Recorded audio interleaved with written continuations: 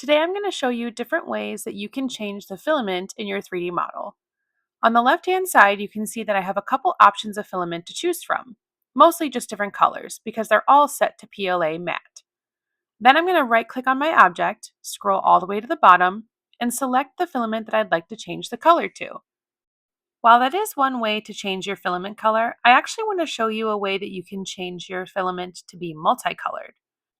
I reverted my print back to the black because I want to see if I can change the different colors on top for the design. In the toolbar, you want to select the color painting tool.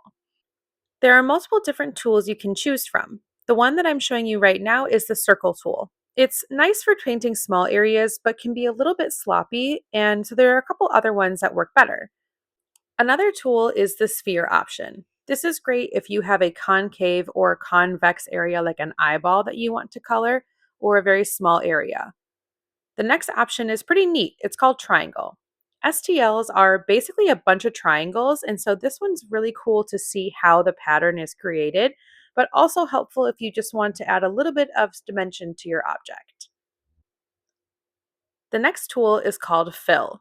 This one will make it really easy for you to fill in a certain area, like for example, the tops of my design, but there's a much better way that you can actually do this. And this one is neat if you just want to have a large area swathed in color and not have to click everything.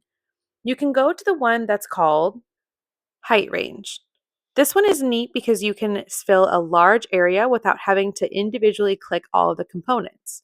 If you take your mouse and you move it up and down your design, no need to left or right click, it will allow you to select which layer you'd like to fill in. You can also change the height range, which will determine how thick you want each layer to be. Layer height can be very convenient if you want to do a name tag like this because you can quickly cover up large areas without having to individually click. Just remember that at the end of it, if you don't actually have the colors you selected in your AMS or the top part of your printer to print with, you might just have to change the color anyways. It's a fun way to see the different possibilities, but it doesn't have to be permanent because all you have to do is go back into your object, select the color painting tool, and just erase all painting.